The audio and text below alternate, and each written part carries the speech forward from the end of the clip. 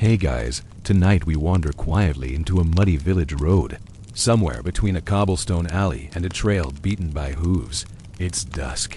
The fog's coming in low, curling like sleepy breath around candlelit windows, and the air smells like damp wool, peat smoke, and the faint sweetness of fresh bread cooling on wooden sills.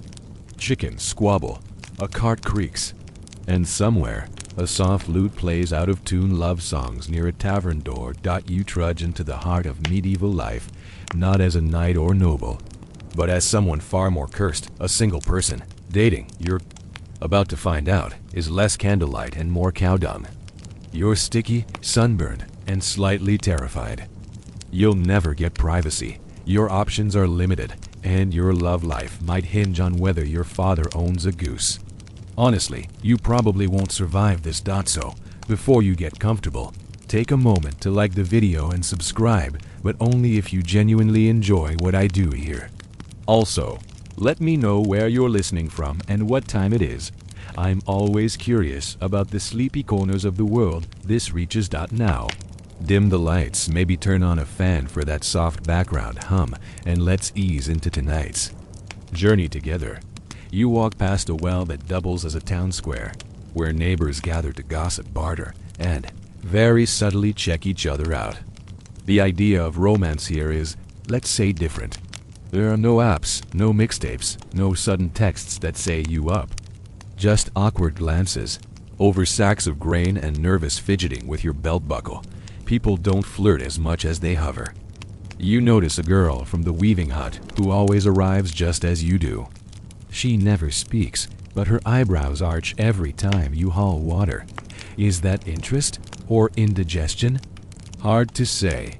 You look like you've been wrestling a pig, which historically you probably were, and she still glances your way. That's a win.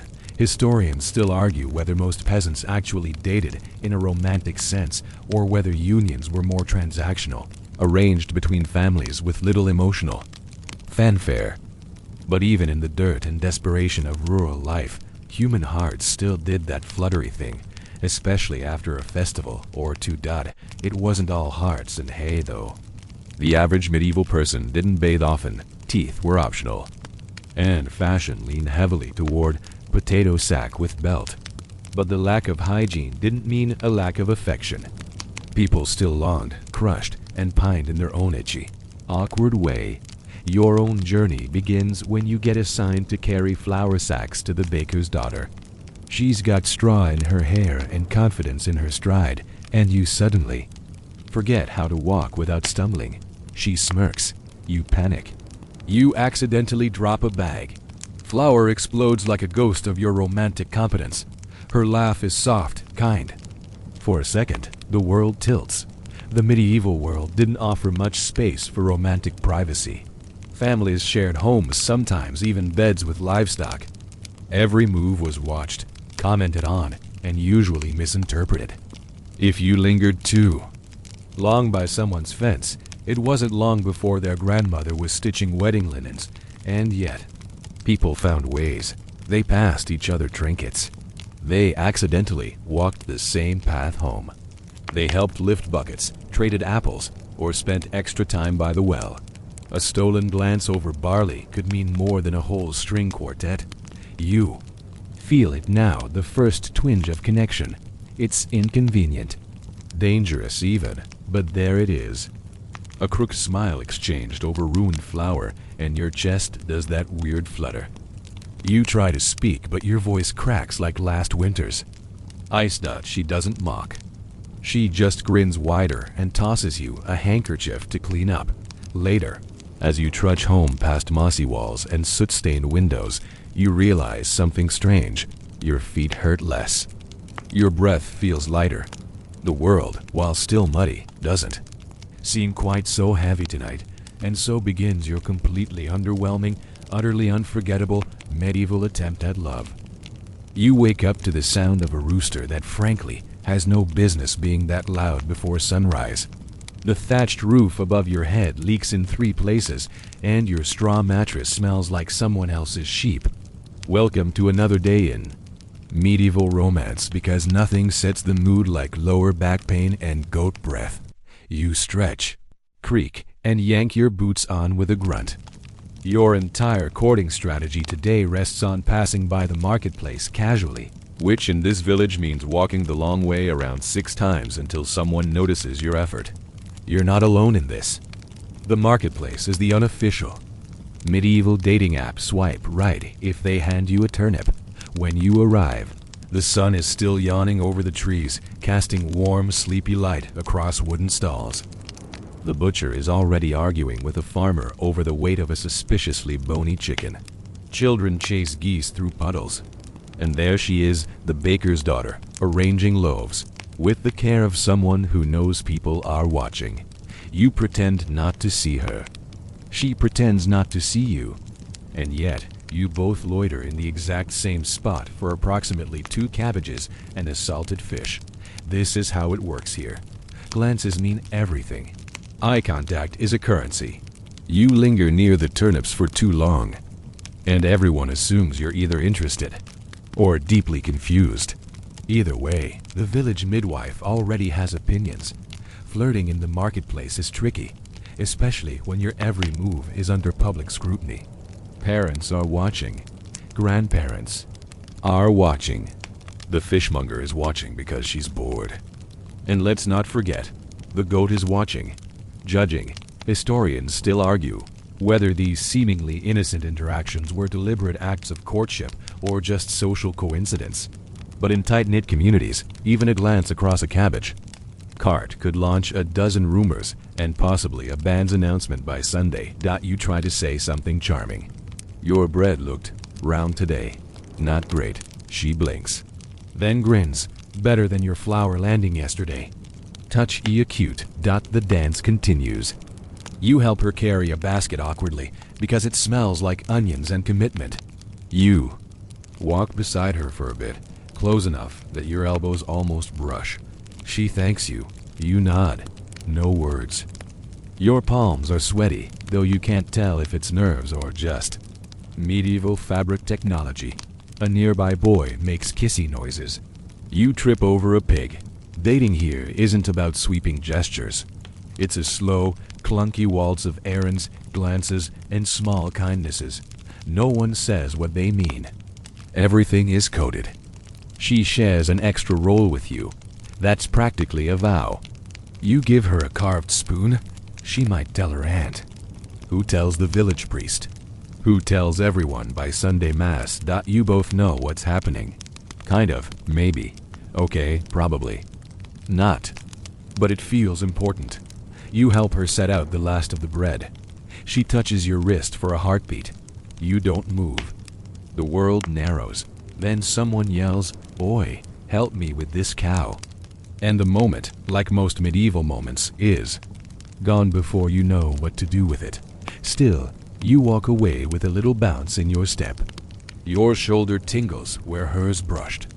Your heart beats slightly faster, even as your boots squish through more pig muck. The marketplace may not be a ballroom, and your lines may be awful, but something happened there. Something quiet, something hopeful. You'll be back tomorrow. So will she. The next morning, you rehearse what you'll say. This time, you'll be smooth, clever, unforgettable.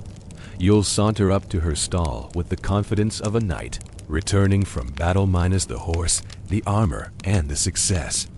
But no matter. You've got the fire of awkward romance in your chest and a borrowed comb to tame your hair. You step out into the village lane with purpose and immediately trip over the woodpile. Undeterred, you make your way to the bakery, just as the morning sun brushes the rooftops in honeyed light. But today, something's changed. She's not alone. Her older brother is there, arms crossed, eyes squinty, and posture that says whatever you're planning. Don't single quotes. Welcome to the world of medieval chaperoning. You nod a polite greeting, pretending. You don't notice the human gargoyle next to the bread. She pretends not to notice your slightly bruised ego. In the medieval mindset, courtship wasn't a private matter, it was a family affair. And by family, We mean an entire network of protective relatives, nosy neighbors, and wandering priests who could smell unsupervised flirting from 3 fields away. The role of chaperones varied wildly. In some noble households, young women were never left alone with eligible men unless watched by an aunt or governess. Among peasants, supervision was a little more casual, but still very real. That older sibling? He's your biggest obstacle. Or worst case, your future brother-in-law. Historians still argue whether these ever-present chaperones genuinely protected young people or simply enforced a tight grip on social order. Either way, your every move is now under scrutiny. You smile. Her brother glares. You reach for a roll. He grunts. You pivot to safer ground. Nice weather for ... baking. She bites her lip to hide a smile. Her brother narrows his eyes, suspicious of both clouds and conversation. A cart rolls by, dragging a squeaky wheel and several chickens. You take your moment. As she steps out to hand over a loaf, you whisper just loud enough for her to hear. Want to meet by the orchard path tonight. She doesn't answer, but she doesn't say no. And that, in medieval terms, is basically a love letter. The day drags on. You chop wood badly, spill soup on yourself twice, and spend 15 full minutes arguing with a goose that refuses to leave your doorstep. But none of it matters, because the possibility of 5 unsupervised minutes with her in the evening buzzes under your skin like magic or maybe fleas. When the sky bruises into twilight, you sneak away. Not too fast, not too obviously. You whistle as if you're just off to ... do orchard-related things. You bring a piece of bread in case of nerves, and a carved button you found under your cot in case of sentiment. She's already there, sitting on a tree stump beneath tangled branches, the air perfumed with crushed leaves and wood smoke. Her braid glows copper in the last light. You sit beside her. Not close, not touching, just near enough. You talk, slowly, quietly, mostly about unimportant things. What the baker burned last week, how the priest lost his hat in the river, how the goat refuses to milk for anyone but her. But under it all is something that makes. Your hands shake, you laugh, she leans in. For a second, your elbows touch. Then the wind shifts and she stands. I should go, she says, voice soft. You nod. She walks away, but not before pausing to look back. Just once. That look says more than a sonnet. That's medieval dating. Silent, guarded, slow-wrapped in layers of wool and propriety. But it's real. And it's starting. The next few days feel like treading water in a wooden bucket. You wake, work, eat, and try not to stare too obviously at the bakery stall. She's there. You're there. And so is the brother, somehow always looming, like a haystack with opinions. Your stolen orchard moment feels both fragile and enormous, like it might vanish if mentioned out loud, so you don't speak of it. But you return to that stump the next night, and the next. Sometimes she's there, sometimes she's not. On the 3rd evening, she leaves a single apple on the stump with a piece of cloth wrapped around it. You unwrap it slowly. Inside is a crude little charm made of straw and thread. A looped knot, clumsy but clearly handmade. You stare at it as the apple catches moonlight and the orchard hums quietly with night insects and potential ... in the medieval world. Gifts between courting partners were a serious business. A ribbon, a token, a carved spoon, each had meaning, and sometimes legal weight. A gift wasn't just romantic, it was symbolic. Some courts even used gift-giving as evidence in disputes, especially when engagements went sour. Because if you gave someone your best goat hair ribbon and didn't marry them, that could escalate fast. Historians still argue whether most medieval peasants saw these tokens as binding promises or more playful gestures. But in tightly knit villages, people remembered and gossiped. And Judge ... you wear the straw charm under your shirt the next day like it's enchanted. It might as well be ... at the market. She catches your eye and smiles slightly. You nod and pretend to examine a turnip like it's of great botanical interest.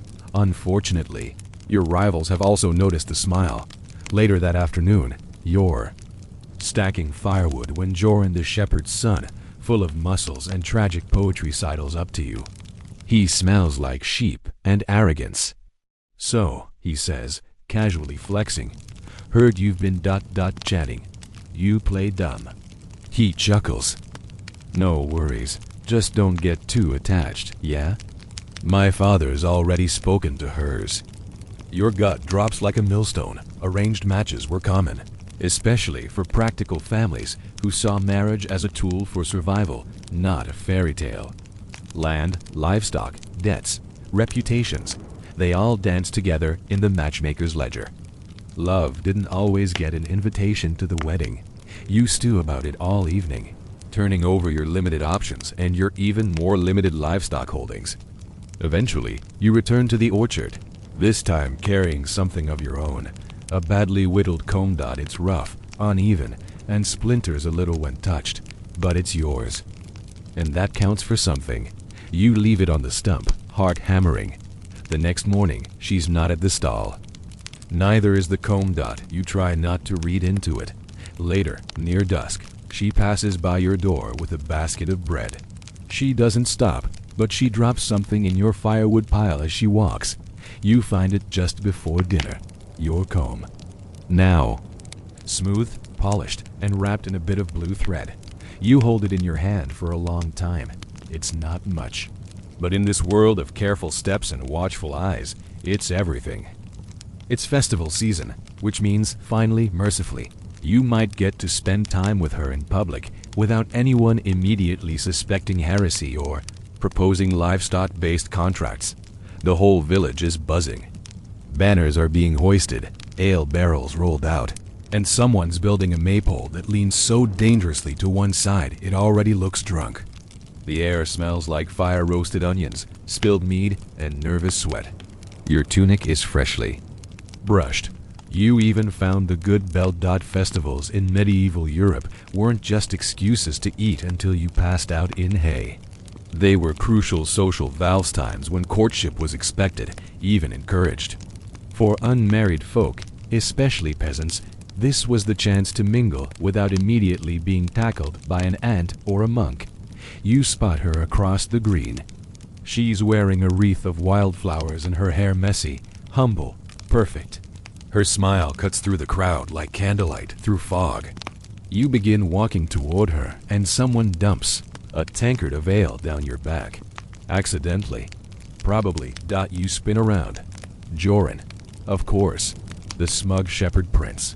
He raises his hands like, oops, and gives you the same look a cat gives. A birdcage. You grit your teeth, offer a tight smile, and towel yourself off with what used to be a very nice sleeve. The festival is no place for a brawl. Not unless you want your next dance to be at the stocks. Historians still argue whether medieval festivals were more community, celebrations, or subtle matchmaking arenas. But everyone agrees, love was in the air, alongside the smell of unwashed feet. You spot her again, near the maypole. She's laughing with friends, eyes sparkling. You circle the crowd, casually, deliberately, not too fast. She sees you. Her face lights up gently, not like fire, but like embers. Safe, familiar. The dance starts. You're not good at it. Your feet were made for soil, not rhythm. But the music swells, the circle forms, and suddenly you're part of it, hands clasped. With strangers, spinning, breathless, hoping the next pass brings you closer. And it does. You reach for her hand. She takes it. Your palms press for the briefest moment. Her fingers are calloused. Her grip is firm. It's the softest earthquake you've ever felt. The dance ends too soon, as all good things do. You're dizzy. She's glowing.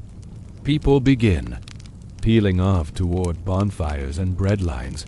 You walk together now, just two silhouettes in a crowd of jostling revelers. This feels real, you think. Not a secret, not a fantasy. Just you and her. In public, with witnesses. You'd panic, but you're too busy floating. You sit together by a small fire. She shares her honey cake. You offer a piece of roasted pear. Neither of you talk much. You don't need to. The stars are out. The crowd is loud. But here, in this little corner, it's quiet. A shared quiet. A beautiful one. A lute starts up again, playing something wistful and old. You ask her softly, uncertainly, if she wants to walk the field's edge. She nods, and though your heart thuds like a drum, in your ears, your feet are light. Because tonight, the world gave you permission, and you're not wasting it. The path along the field is uneven and soft underfoot, the earth still holding the day's warmth. Crickets trill from the tall grass, and somewhere far off, a cow moos like it's jealous. The two of you walk without touching, but close enough to share breath when the wind blows just right. Your sleeves brush once. Neither of you pulls away. She's quiet. So are you. But it's the kind of quiet that doesn't need fixing. In medieval times, these small moments, a walk in twilight, a smile across a stall, were everything. They were how people built trust, affection, and the sort of half-spoken connections that could someday survive a shared roof and 6 loud children. Of course, no one officially approved of these walks. Unmarried people were not encouraged to be alone together, especially at night. But festivals blurred the rules. On holy days, even the sternest parents might pretend not to notice their daughter wandering near the hedgerows, as long as she was home before the candle burned halfway down. You glance at her now. Her hairs come loose a little, a strand curling near her cheek. The moonlight softens her features, and for a breath, you forget about her brother, the gossip. And Joran's smug Jawline. She speaks first. I liked the comb. Your throat goes dry. I liked the thread. She laughs.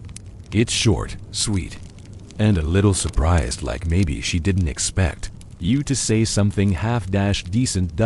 You want to ask her 1,000 things. What's her favorite season? Did she cry when her cat died last winter? What does she think about when she watches the river move? But instead you say, do you like honey cake or jam cake better? She grins. Jam, but not the plum kind. Too sour. Your heart folds into a happy little knot. Historians still argue whether love as we understand it, romantic, tender, equal, truly existed in the daily lives of medieval peasants. Some believe marriage was too bound to survival. Others say even hardship couldn't cancel longing. Tonight, you think. Maybe both are true. She stops walking. The field ends here, where the trees begin. It's darker now, and the fire sounds are just a whisper on the breeze. I should go, she says, though she doesn't move. They'll notice soon. You nod. She hesitates, then steps closer. Your sleeves touch again, this time deliberately. She leans in, rests her head briefly against your shoulder. It's not a kiss. It's not even close. But it might be the bravest thing either of you has done all week. Then she's gone back down the path, her braids swinging behind her, steps light as if the earth barely holds her. You stay a while, just breathing, just remembering. Eventually, you make your way back to your corner of the world. Your cot, your itchy blanket, your cracked wooden bowl. You lie there, eyes open to the beams overhead, and think about jam cake, about her smile, about how your hand still sleep finds you slower than usual. But when it comes, it's full of warmth and the sound of crickets and the faint scent of wildflower wreaths. Morning arrives with the usual chaos, clanging pails, squawking hens, and a neighbor yelling about her missing duck like it's a national emergency. You stir beneath your rough-spun blanket, groggy and sore, but there's a lightness in your chest that even duck drama can't ruin. You rise, wash your face with cold water that smells faintly of moss, and begin your chores. Feed the goat, fetch water. Dodge Joran, who is pretending he didn't see you walk back alone last night. He probably did. Everyone probably did. This is a village. After all, walls may not have ears, but fences definitely have lips. You keep your head down, but not too far down. You want to see her, and you do. She's at the bakery stall again, sweeping flour off the counter with that same practiced rhythm. She doesn't look up, not right away, but she knows you're there. You can tell by the way she slows. Just a little. You help carry a sack of grain without being asked. She says, "Thanks." You nod. Your hands brush again, and this time, no one flinches. But then, the world shifts. An old man approaches, limping slightly, eyes sharp despite his age. He leans on a cane carved with birds and fish and other things he never had time to chase. He clears his throat, and the two of you spring apart like startled deer. "Your father's been looking for you," he says to her. Then he looks at you, long, slow. So's her mother. You nod politely, then flee less politely. Your ears are hot. Your palms sweat. That might have been a warning. Or a test. Or both.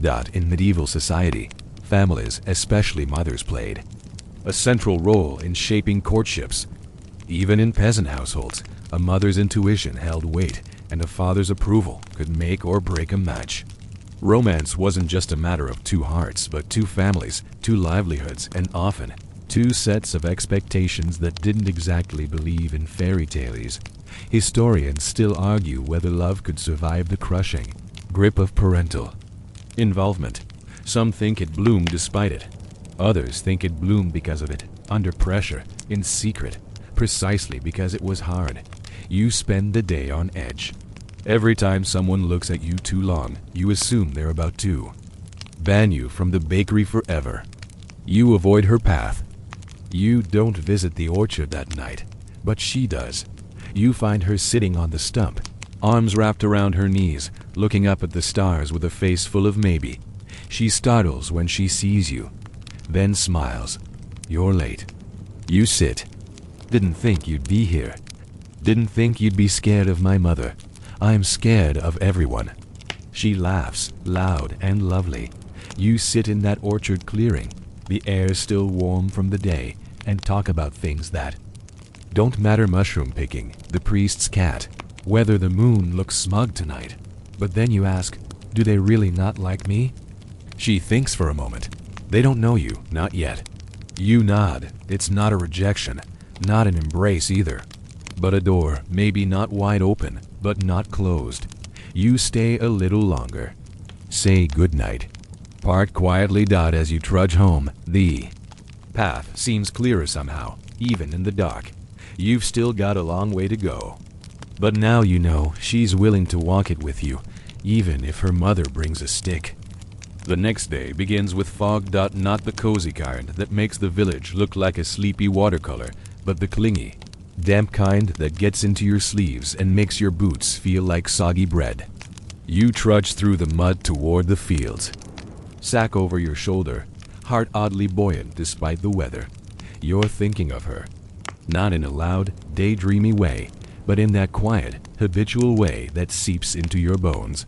Like how your feet automatically turn toward the bakery on the way to the mill. Like how the smell of yeast makes you smile now. At the edge of the village, an old woman hauling twigs raises an eyebrow as you pass. "Walking light, aren't you?" she says with a grin that shows exactly 3 teeth. You blush. She cackles. Everyone notices. The village is small. You could sneeze and hit 3 people who've already discussed your romantic prospects. This morning, the gossip spreads faster than the fog, especially after last night's orchard sighting. You don't know who saw, but someone always sees.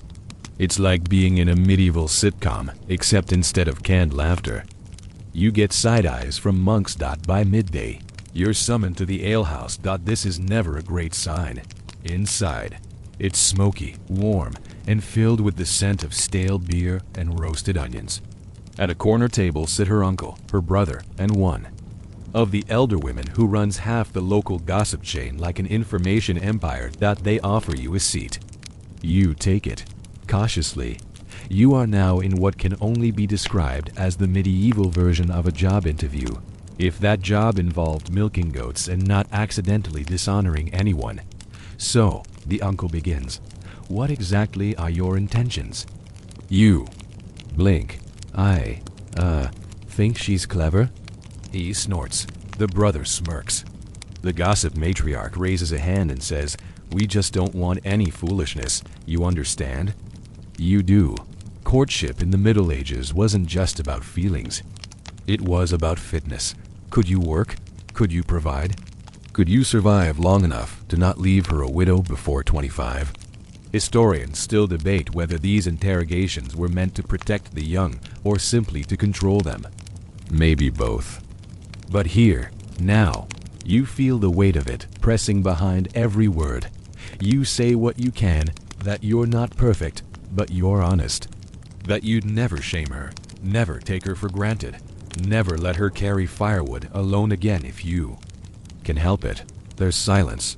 Then the uncle grunts. The brother shrugs. The old woman looks at you for a long time before murmuring, we'll see. You leave with your shirt damp under the arms and your heart a little sore. But you weren't thrown out. That's something. That evening, you see her near the river path, tossing breadcrumbs to the ducks. She glances over, surprised. Then she walks your way, expression unreadable. They grilled me, you say. Felt like I was being offered to. The gods. She laughs. You passed, barely. I like barely, she says. You walk in silence, the river hushing beside you, and think, this is the strangest, hardest, slowest romance imaginable. And yet it's yours. By now, you've accepted a few things. 1. Privacy is a myth. 2. Every conversation with her is guaranteed to be followed by 3 conversations about you by other people. And 3. This courtship, slow as a mule in mud, is the fastest thing your heart has ever experienced. But today brings a new wrinkle. You're hauling grain to the mill when she stops you on the path. It's the first time she's sought you out in daylight, without bakery errands or festival excuses. I need your help, she says, glancing around. With something small. You abandon your sack mid-road. 5 minutes later, you're crouched behind a hedgerow, trying to sneak into her family's garden without being seen by her father, who is apparently in a mood. Your task? Retrieve a dropped basket that rolled under the goose hutch. Simple, except for the goose. You approach. The goose hisses. You try to reason with it. It lunges. You lunge. There is flapping. There is yelling. There is straw in your mouth. She is laughing so hard she nearly falls over. The basket is retrieved. The goose wins the moral victory, but she thanks you with a grin so warm it makes the scratches worth it. You walk her back to the path, trying not to limp too obviously. In the medieval world, shared chores often doubled as dating. You didn't go for coffee, you helped repair thatched roofs or gather herbs. Love wasn't declared, it was proven, through actions and small acts of sacrifice. If someone willingly fought a goose for you, that meant something. Historians still argue whether the daily grind of medieval life allowed space for romance, or whether affection simply grew from routine like ivy up a stone wall. Slow and persistent. As the two of you reach the bend in the path, she stops. Her voice lowers. I heard my father wants to speak to you soon. Your stomach flips. Is that good? She shrugs, but her eyes say maybe. He's just cautious. You nod, heart thudding louder than your footsteps. Then she pauses again, untying the ribbon at her wrist, the one she always wears, knotted loosely with a bead at the end. She presses it into your hand. Keep this. You look down at it, stunned. Why? She doesn't answer. Just smiles, then walks off, braid swinging, leaving behind a wake of goose feathers, and you're stunned. Silence. Back in your cottage, you stare at the ribbon as if it might vanish. This isn't just a gift. It's a message. In many regions, a woman giving a man a token, especially something worn, was a sign of serious affection. It could be the medieval equivalent of saying, I see you, I choose you. And maybe, just maybe, I'm willing to defend that choice. You tie the ribbon around your wrist. It's itchy. It's crooked. It's perfect. Even before the sun rises, the village feels different. The air is sharper, like it knows something important is coming. You wake early, your heart already drumming, your hands fidgeting with the ribbon tied around your wrist. It's become a nervous habit now, touching it, retightening it, running your thumb over the worn little bead like it holds answers. Today's the day. You're expected at her family's home before mid-morning. Her father wants a word, not a fight, not a contract, just a word, which is somehow even more terrifying. You wash, comb your hair, change into your cleanest tunic, which still smells vaguely of sheep, but at least not sick sheep.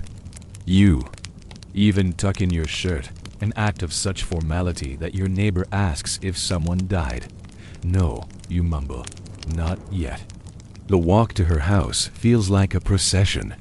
Every sound is amplified, the crunch of gravel, the creak of your belt, the far-off clang of a blacksmith who clearly doesn't care that your entire romantic future is hanging by a thread. You knock. Her mother answers. She smiles, gently, politely, but doesn't move aside. Just says, "Wait here." You do. For 10 full minutes. Then her father appears. He's taller than you remember. Or maybe the doorway is shorter. He says your name, steps aside, and motions toward a chair. You sit. He doesn't. You expected a grilling, a checklist, maybe a casual "What are your long-term goat plans?" But instead, he just studies you. You care for her, he says. It's not a question. You nod. He looks past you as if considering the wheat harvest, or the state of the roof, or whether you'll fall apart the first time you two argue about firewood. Then he says, "That ribbon on your wrist?" She tied it herself. That means something. You try to respond, but your throat's dry. He sighs, sits opposite you, and says, "This village has long winters. Hard ones. Roofs collapse. Pigs get sick. Children come too early or not at all. I'm not looking for a poet. I'm looking for someone who doesn't run." Historians still argue whether love was the foundation of most medieval marriages or just a lucky accident when it happened. But in small communities, what mattered most was durability. Could two people weather not just each other, but the world? You clear your throat and say, "I won't run." He looks at you for a long while, then nods once. She's stubborn. He adds, "So am I." She talks in her sleep. So do I. She burns bread when she's angry. I like crunchy bread. That almost gets a smile. He stands. We'll talk again. But for now, you're welcome here. You nearly collapse from the relief. As you step out into the light, you see her across the yard, gathering herbs. She glances over, and you lift your wrist just slightly. She smiles. You feel accepted. Not married, not promised, but seen. Welcome. The wind picks up, stirring the trees. Somewhere, a bell rings in the distance. You breathe it all in, the earth, the warmth, the weight of what just began. You walk home lighter, even though your boots are still full of mud. The ribbon stays on. The next few days unfold like soft cloth, quiet, simple, comforting in their repetition. You work. She works. Sometimes you cross paths at the well or the market. Sometimes you don't. But the knowing is always there now, like an invisible thread stretched gently between your hands. She doesn't pull. Neither do you. But you feel it. And so does everyone else. Your neighbor nods when you pass, a little too knowingly. A group of old women at the spinning shed wave you over just to ask if you've picked out a name yet.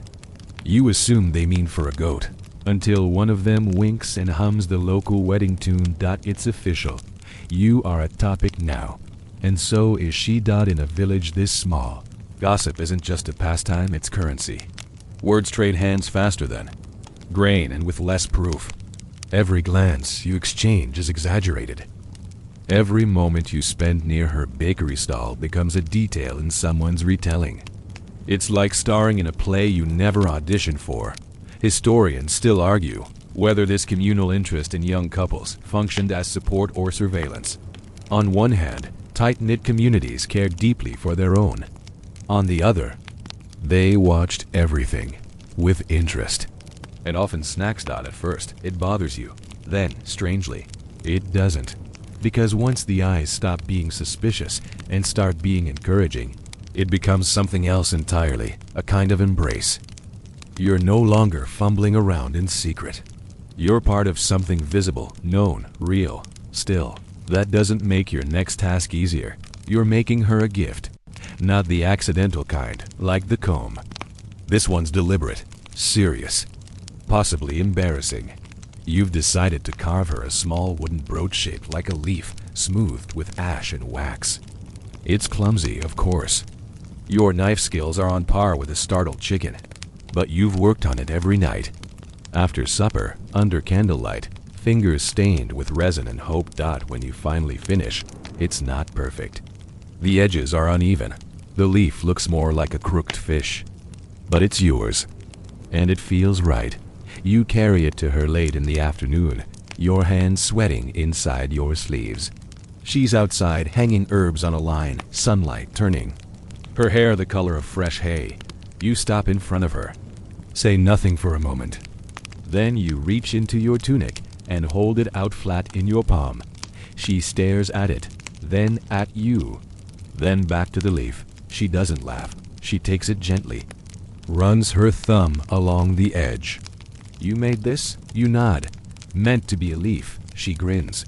Looks like a dancing fish. Your ears go hot. I can. Try again. No. She holds it closer. I love it. She pins it just under her collar. It sits crooked. She doesn't fix it.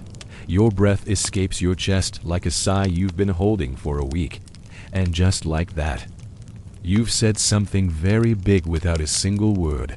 Later, as you walk home, the sky turning rose and ash above the hills, you realize, in this strange little world of rituals and watchful eyes, of ribbons and carved wood and festival nights, you're learning a new language. Not one of words, but of meaning. And in that language, she just said yes.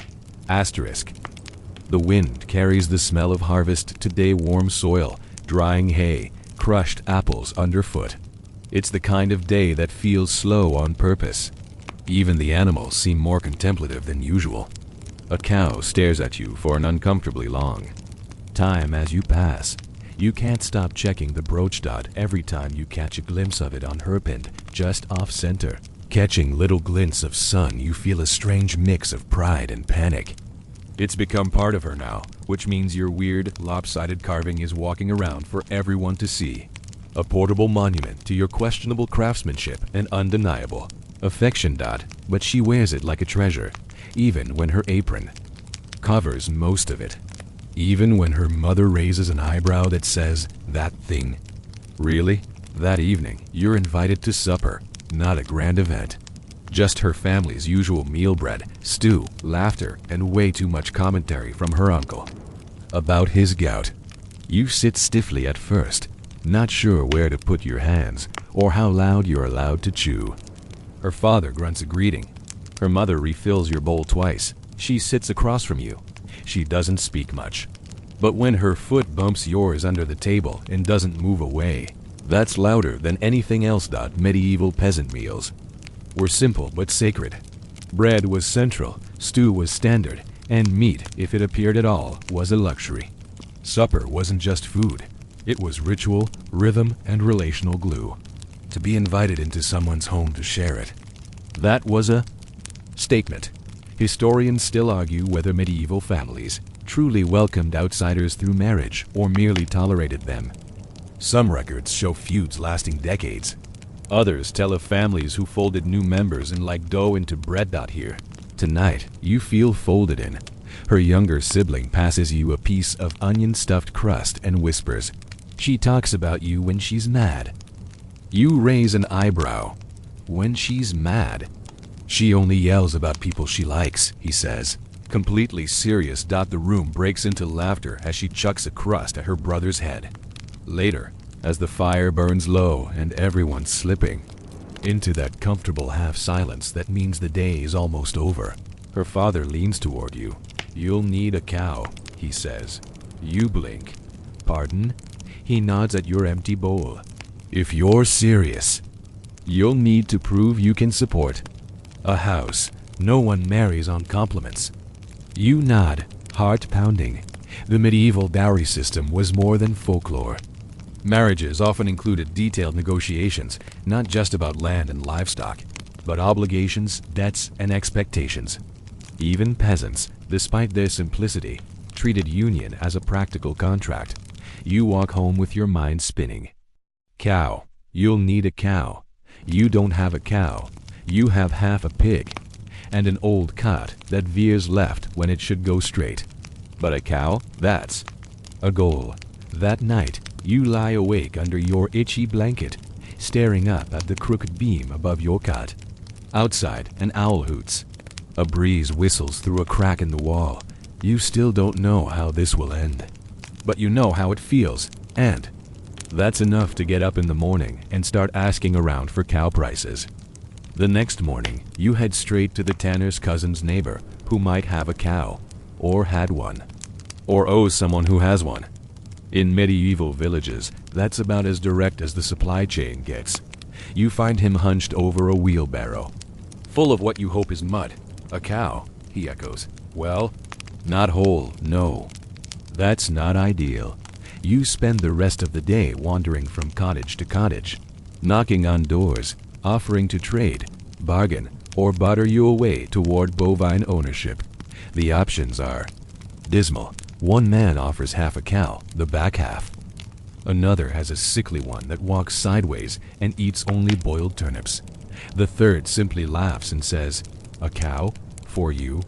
Tell her father I said hello." You are, in modern terms, broke, but not defeated.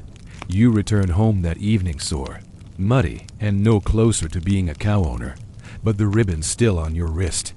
The carved brooch is still pinned to her collar. And you realize something strange. You're not afraid. The medieval world often demanded proof before permission. You wanted someone's hand? Then prove your hands can work, can build, can hold. Love wasn't a poetic ideal, it was a daily action. Historians still debate how binding these proofs really were. Did every suitor need a cow? Or was the gesture, the effort, sometimes enough? You're banking on effort. Because tonight, you're not showing up with a cow. You're showing up with a plan. You ask to speak with her father. He's fixing a fence, muttering about nails and sinners. You offer to help. He says nothing. You grab a hammer and start pounding anyway, eventually. He speaks. "No cow?" You shake your head. "Not yet, but I'll earn one. I'll take extra shifts at the mill, haul stone for the mason. I'll muck stalls for old Marta if I have to." He grunts. "She's got 17 pigs. I'll name every single one." You say dot, and for the first time. He smiles, barely, but it's there. "I don't care if it's new," he mutters. "I just care if it stands." You're not entirely sure if he's talking about cows, fences, or your relationship. That night, you walk to the orchard again. She's already there, sitting on the stump, a small woven basket in her lap. She hands it to you without a word. Inside are 2 rolls, a slice of hard cheese, and a folded scrap of cloth with your initials stitched badly, adorably into the corner. "I heard about the pigs," she says. "I'm hoping they're friendly. Don't name the fat one. After me. No promises." She smiles, then looks down. "You really want this?" You pause. Not because you're unsure, but because no one's ever asked you that so plainly. "I do," you say. "Even if it means chasing geese, naming pigs, and carrying buckets until my arms fall off." She laughs, then leans forward and kisses you on the cheek. It's quick, soft, warmer than the sun-dried bread you shared on your first walk. You blink. She shrugs. That was for the effort. And suddenly, you don't care how much a cow costs, because something in your chest just bloomed, and it's not going away. The pigs do not respect you. Old Marta, the pig keeper, is 70 if she's a day, with one good eye and no patience for lazy hands. You learn this the hard way when you try to skip mucking the far pen and she pelts you with a turnip. Not even. A fresh one, this one has seen things, but you keep showing up. Every morning before dawn. You trudge to her pens, shovel in hand, boots already soaked in mud and pig opinions. They grunt, snort, and one of them, your personal nemesis, tries to chew on your sleeve every time you pass. Still, you do it. Because you said you would. And because the only thing worse than failing at this is never being allowed to try again. By the end of the week, you've earned exactly two things: a crust of bread with a slab of pig fat, and Marta's begrudging acknowledgement that you might be too stupid to quit, which is almost like being dependable. Close enough. In medieval communities, labor wasn't just survival, it was social currency. People remembered who showed up, who kept their word, who did the dirty work without complaint. Reputation was everything, especially when you were asking to marry someone's daughter without a proper dowry. Historians still argue whether effort ever outweighed status. But among peasants, where wealth was rare and cows were communal, a man who worked himself into the ground could still be considered worthy, if not of riches, then of trust. Is starting to grow. You see it in her father's nod across the field, in her mother's softening tone when she hands you a basket of dried herbs, in the way her little brother now greets you with an enthusiastic "pig boy." Less flattering, but honest. You also see it in her. She stops by the pens one morning, just as you're ankle deep in what might be mud and might be something more spiritual. She holds up a cloth bundle, inside, a biscuit. Still warm, I thought. Maybe you needed something that doesn't smell like pig, she says. You take it like it's a royal decree. You bite in and nearly cry. Butter. Actual butter. She sits on the fence and talks while you work, describing her morning at the bakery, how her brother burned 4 loaves and blamed the cat, how she's been practicing her stitching and made a pillow that looks like a very sad sheep. You're filthy, tired, covered in substances best not described, and happier than you've been in weeks. She hops down before Marta sees her. You're doing good work, she says. People notice.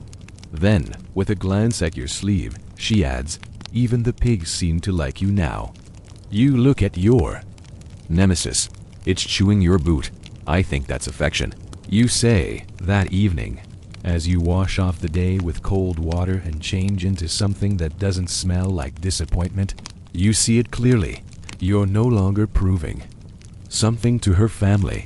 You're proving something to yourself, because love isn't a prize. It's a choice.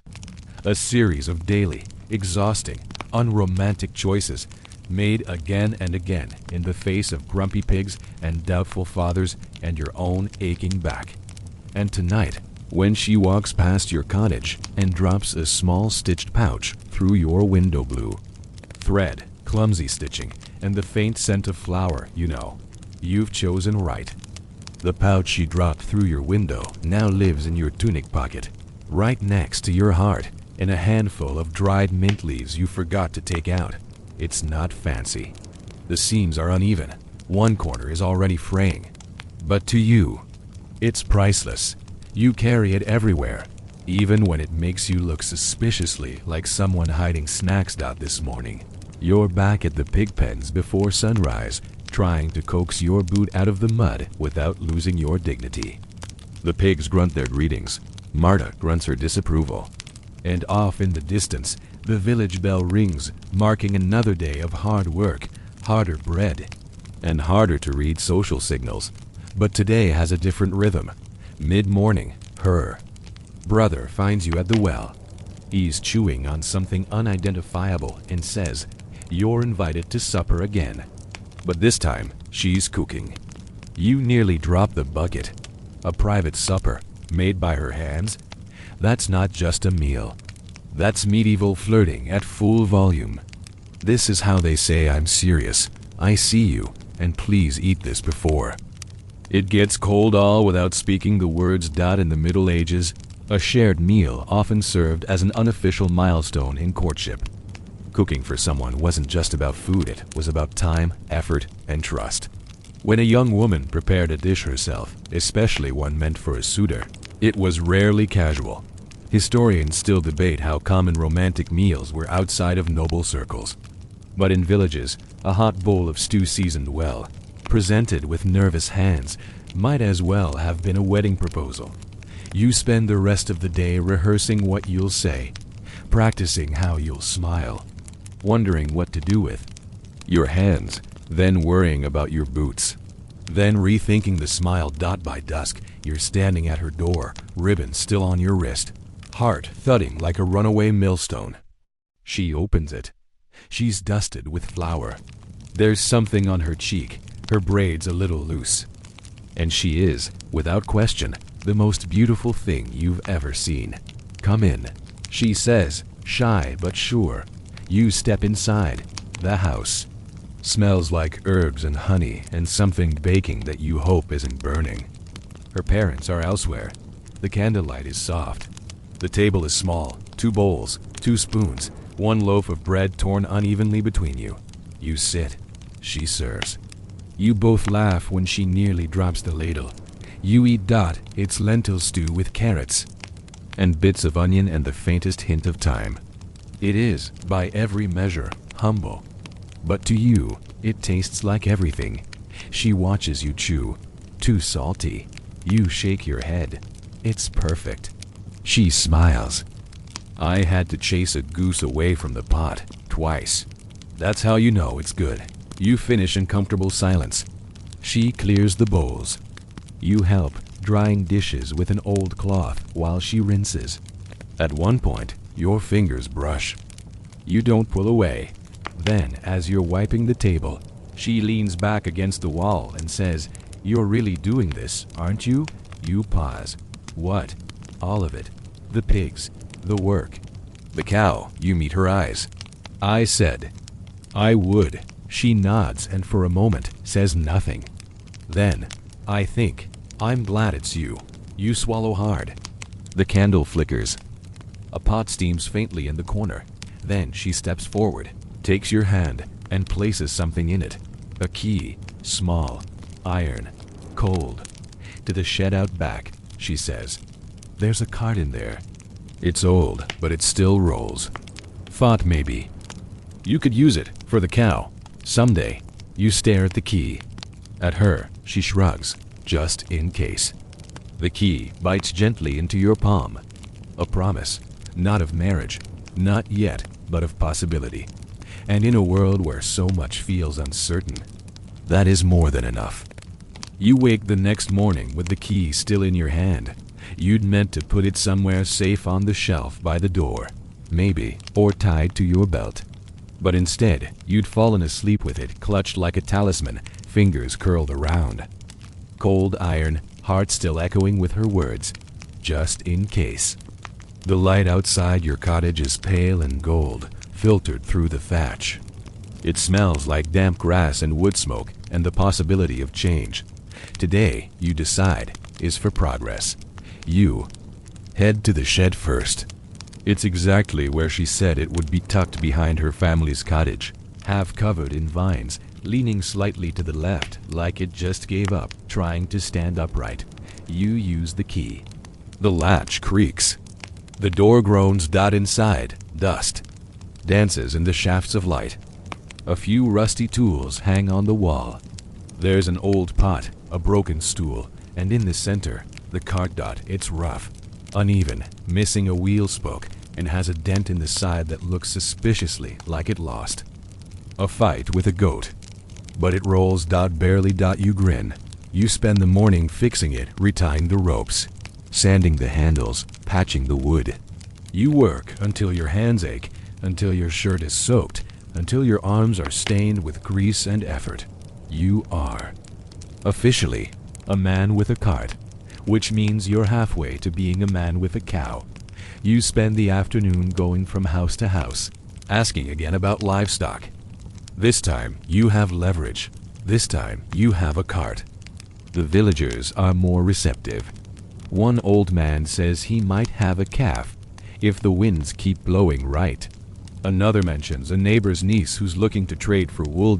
It's slow, uncertain, but it's a start. In medieval times, this is how it went. You didn't just get things. You earned them through months of bartering, favors, and community goodwill. Nothing moved quickly, but nothing was forgotten either. Historians still argue whether young couples in the Middle Ages truly built lives from scratch or simply joined into extended family structures. But in the case of the poor, and especially peasants, it was often this, cobbling a future together out of scraps and second chances. That evening, you walk past the bakery. She's closing up. You wave. She comes to the door, wipes flour from her hands, and asks, "Did it roll?" "Not smoothly," you say, "but it didn't fall apart." Like most relationships, she grins. You lean on the fence post, suddenly shy. "I'm trying." "I know," she says. "So is everyone." The silence between you isn't awkward. It's full. Soft. She glances behind her, then steps outside, slipping something into your hand. It's a square of cloth neatly folded, still warm from her pocket. You unfold it when she walks away. Inside is a small piece of cheese, an acorn carved into a tiny heart, and a note that simply reads, "Winter's coming." Keep building. You stand there a long time, because she's right. Winter is coming. The days are shortening. The nights are colder. Soon there will be frost on the cart and ice on the well. The orchard will go quiet. The pigs will grunt less. The ribbon on your wrist will fade. But this what you're building with her. It's real. It rolls. The first frost arrives overnight, like a quiet warning. You wake to a silver glaze over everything, the grass stiff, the roof glittering, your water bucket covered in a thin skin of ice that cracks like glass when you break through it with your knuckles. Your breath curls in front of your face like a soft white thread. Winter has begun its slow, creeping entrance. You pull your cloak tighter, wrap the cloth she gave you around your neck, and step outside. The village looks softer in this light. Still, suspended. Even the pigs grunt less enthusiastically, as if they too are considering hibernation. Work doesn't stop, of course. It simply grows colder, harder. Your hands sting against the handles of the cart. The stone path is slick under your boots. But you push forward, visiting the mason, helping repair a collapsed fence, hauling sacks of grain for anyone who will. Spare a coin or a favor. She sees you. She always sees you.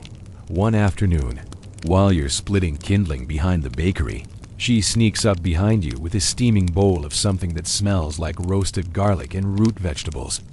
You nearly drop the axe. "I figured you hadn't eaten," she says. You sit on the stump. She sits beside you. You both watch the smoke from the chimneys rise in lazy curls into the pale blue sky. In the Middle Ages, courtship didn't pause. Ethel weather. If anything, the colder months made emotional bonds more necessary. Love became practical. Someone to share warmth with, to split tasks with, to hold your hand under the blanket when the wind howled outside and you weren't sure. The roof would last until spring.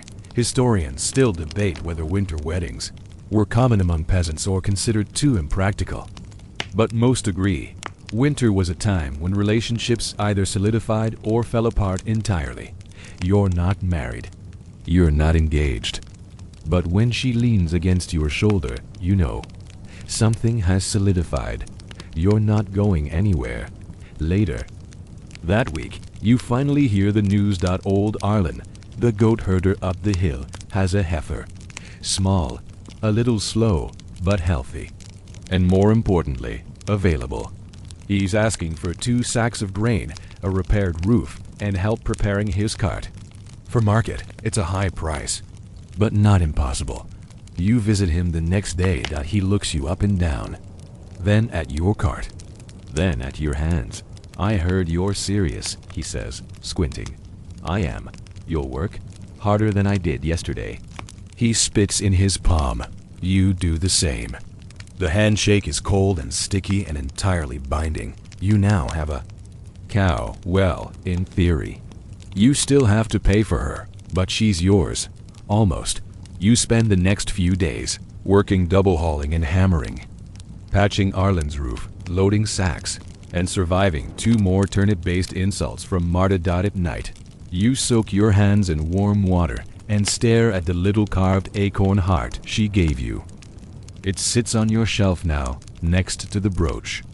And the ribbon in a smooth stone you've convinced yourself has sentimental value, even though it's just a rock dot, but it matters.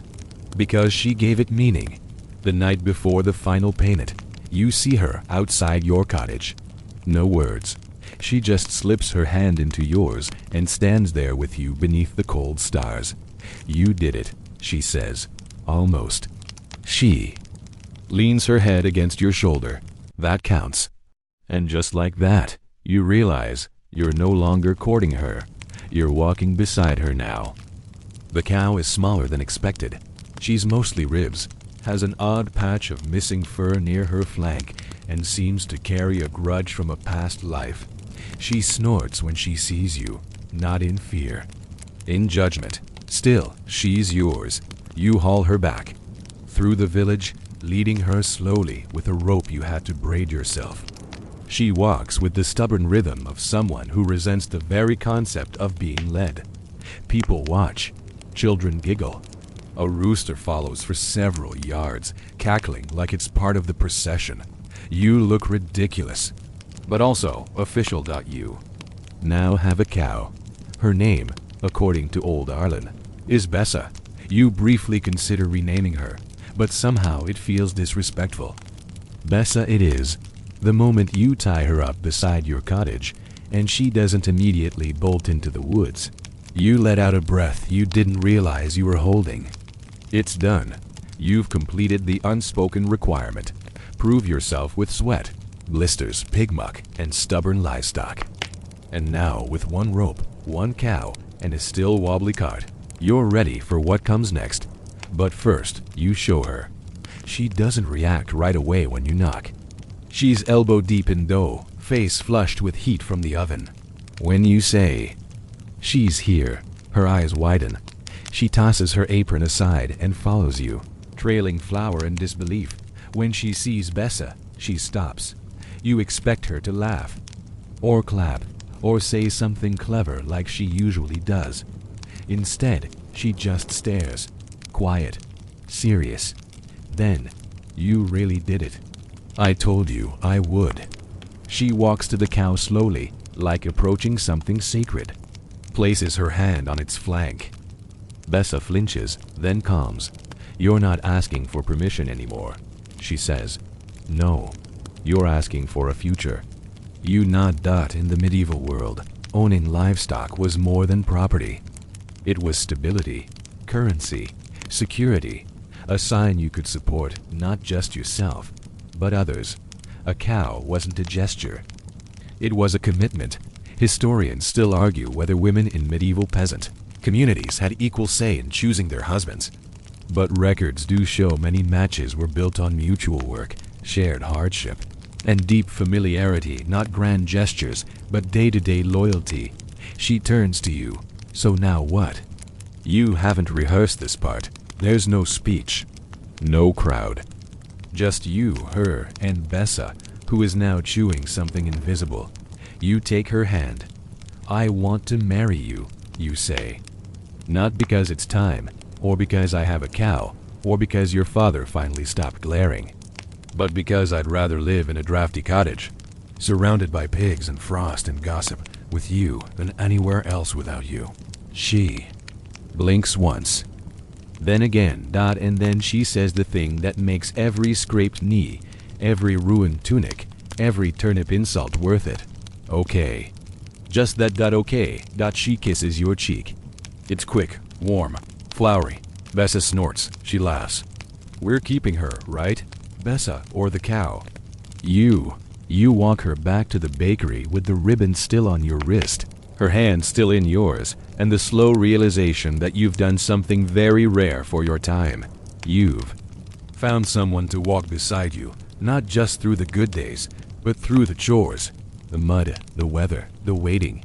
And you didn't win her. You chose each other, one muddy footprint at a time. Preparations begin in the most medieval way possible, with unsolicited advice. The moment word spreads that the two of you are making it official, the entire village transforms into a well-meaning, chaotic wedding committee. Everyone has an opinion. Most of them conflict. One neighbor insists the ceremony must take place under a yew tree. Another swears it has to be on a Tuesday, or the goats will know. Marta volunteers for pigs as flower bearers. You politely decline. You just wanted a quiet union. Maybe some bread, some music, and a blessing that doesn't involve barn animals. But now it's out of your hands. She takes it in stride. You find her sitting on a bench outside the bakery, laughing as a child tugs on her sleeve to ask if they can throw petals or maybe beetroot during the vows. She nods, only if it's the nice kind of beetroot. You sit beside her. We've started a festival by accident. She shrugs. It's better than Pig Day.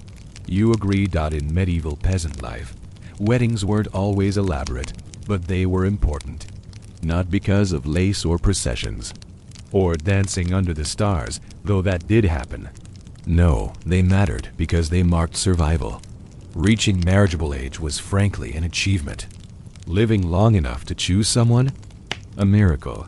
Historians still argue about the legality of peasant marriages, whether they were primarily church-sanctioned or simply recognized by community consent.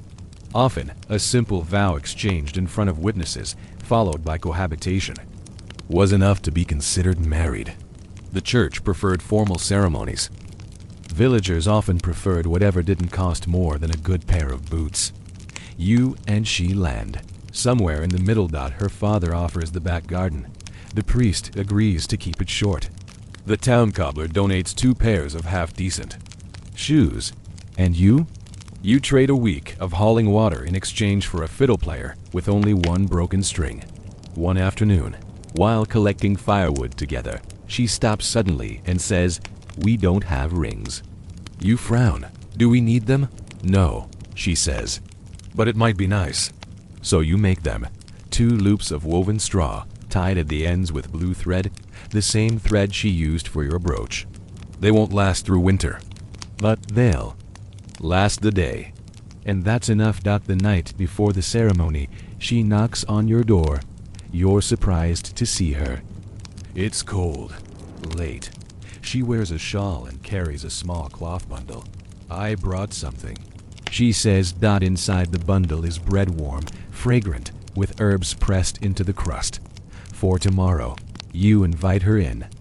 She steps over your threshold and stands there for a moment, taking in the uneven walls, the sputtering fire, the patched chair.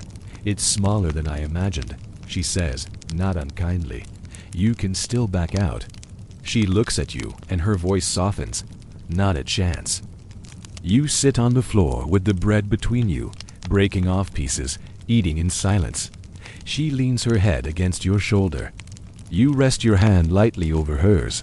There's no rush, no fanfare. Just 2 tired people, sharing a loaf and a life. Later, when she rises to leave, you walk her to the door. Before she steps out, she turns. "Tomorrow's just the first day," she says. "Not the best one, not the last one. Just the start." You nod. Because in that moment, with the candle flickering low and the smell of herbs still in the air, you finally understand what you've been building all this time. Not just love, a life. The morning of your wedding arrives quietly, like fog curling over the fields. There are no fanfares, no trumpets. Just roosters who seem mildly annoyed at the extra foot traffic, and smoke drifting from chimneys as the village stirs a little earlier than usual. You wake before the bell, nerves thrumming under your skin like a harp string stretched too tight. You wash your face with cold water. Pull on the tunic she once complimented, even though the sleeves are uneven and the collar sits a little off-center. You check your pocket 3 times for the straw ring you made. It's still there, still whole. Still a miracle. Outside, The path to her home is lined with neighbors pretending they're not watching. Some smile, some nod. One old man offers you a suspicious-looking root and says it brings fertility. You take it. Just in case. She stands waiting beneath the yew tree in her family's garden. No veil, no flowers. Just a clean shift and her hair down, wind teasing the edges. She looks like sunlight caught in linen. You almost forget to breathe. The villagers gather in a loose circle, too formal to be casual, too casual to be formal. Someone plays a lute that's slightly out of tune. A child drops a handful of beetroot. Petals with great solemnity. The priest steps forward. He's old but kind, and his voice carries gently. He says a few words, something about partnership, about patience, about how love is less fire and more bread, warm, sustaining sometimes.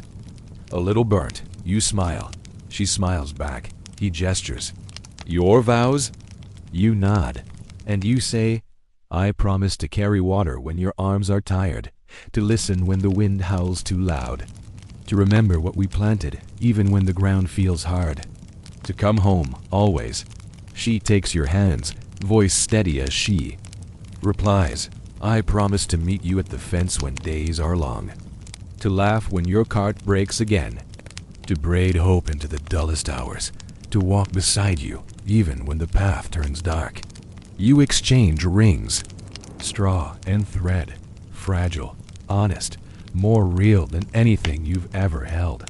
The priest blesses. The union, the villagers cheer. Someone throws bread crusts. Marta cries, though she pretends it's just smoke in her eyes, and just like that, you're married. But it doesn't feel like a transformation, it feels like a continuation. Because you've already done the hard parts, the waiting, the proving, the quiet choosing day after day. This is just the public part. After the crowd fades, after the stew has been served, and the last of the fiddle music drifts into evening, you find yourselves alone at the edge of the orchard, just like that first night. She takes your hand. So, we're not different, she says. No, but everything's different now. You nod. I like different. You walk together under the branches, leaves whispering above like they've been waiting to bless this moment. Her ring catches the last light of day. Your ribbon is still tied, though faded now to the color of dust and memory. She leans her head on your shoulder. You kiss her temple. The air smells of apples, earth, future.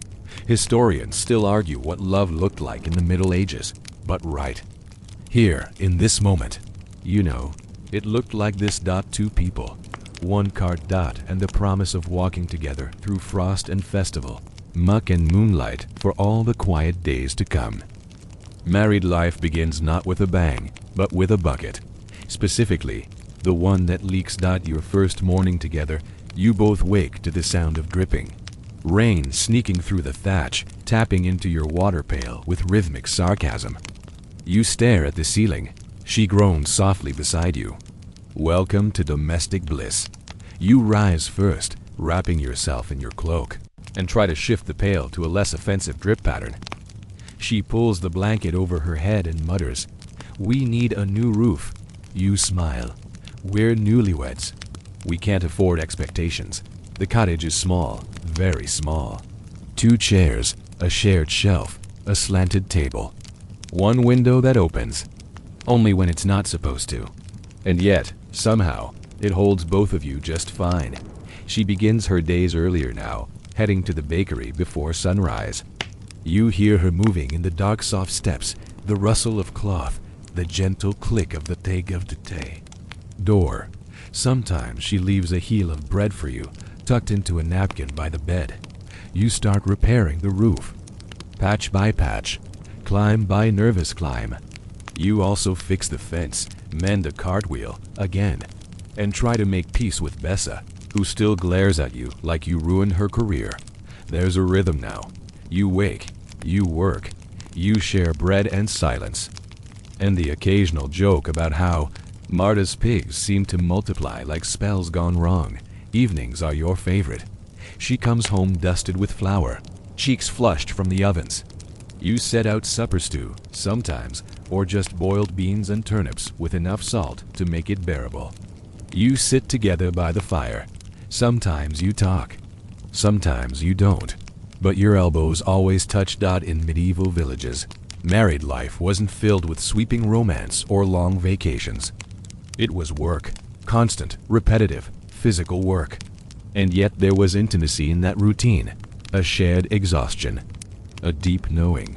Historians still debate whether peasant marriages were driven by love or duty. But your days don't feel like either. They feel like choice remade every morning, sealed every night by tired laughter and quiet companionship. You learn her habits, the way she hums when she kneads dough, the way she counts out loud when braiding bread, the little whistle she makes through her teeth when deep in thought. She learns yours, the way you tilt your head when uncertain, how you forget tools everywhere, how you talk to Bessa like she's a therapist. One afternoon, she brings home fabric. Scraps old linen from a neighbor, still clean, still strong. She's going to stitch new curtains. They won't match, she warns. I married you for the chaos. She throws a thread spool at your head. You duck.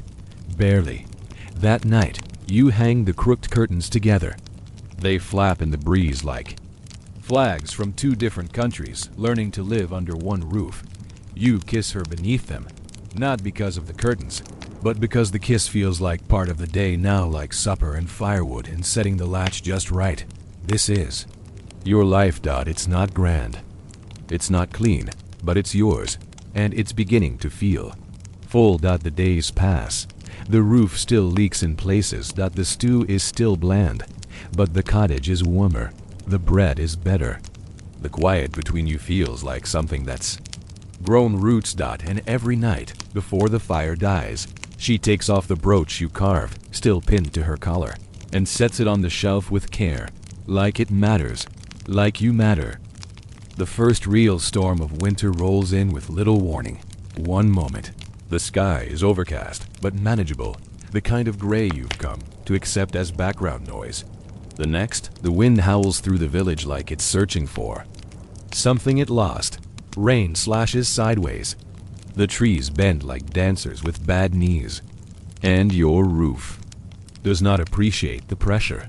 You and she scramble to reinforce the cottage, pressing fabric against cracks, weighing the shutters with stones, and placing every bucket, bowl, and pan you own beneath drips that multiply by the minute.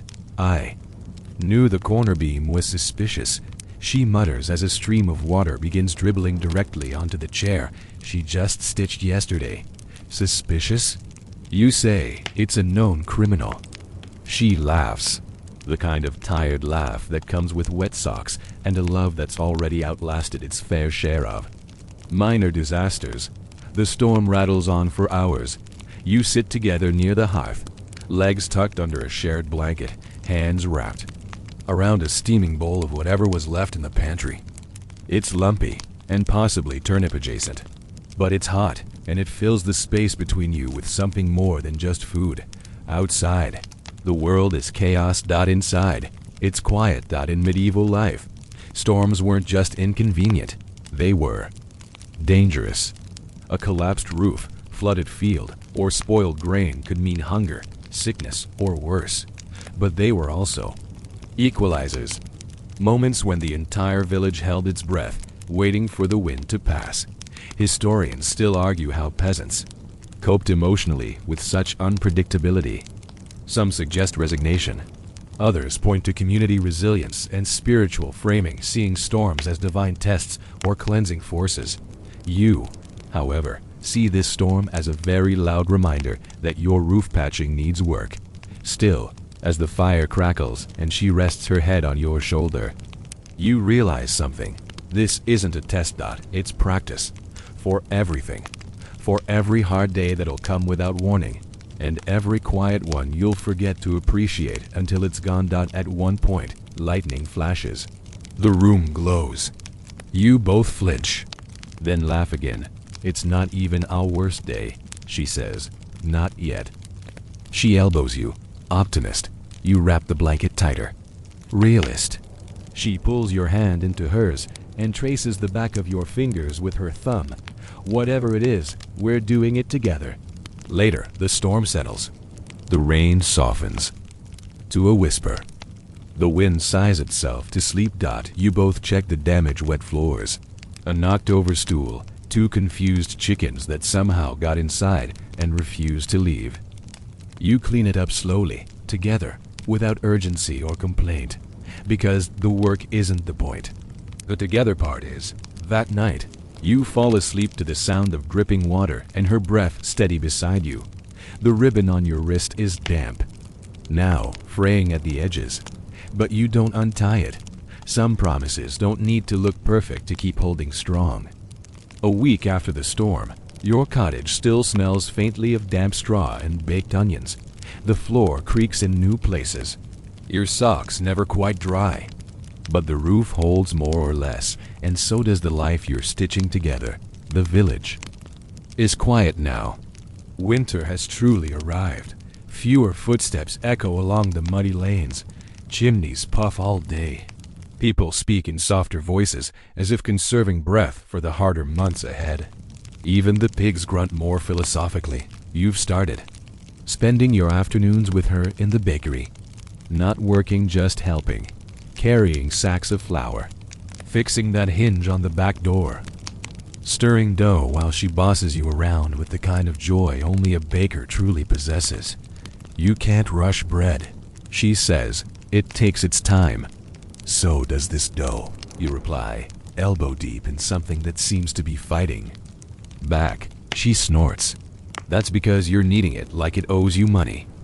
Flour dusts the air, clinging to your eyebrows, your sleeves, the edges of your affection. It's messy, beautiful, strangely calming. In medieval towns, winter often pushed lovers closer together, literally and emotionally. With less work outside and more time indoors, couples either grew into each other or grew impatient. But those who thrived, they learned each other's rhythms like songs, knowing when to speak, when to stay silent, when to laugh in the dark. Historians still debate how medieval couples handled the emotional weight of winter, how love survived the long nights, the scarcity, the repetition.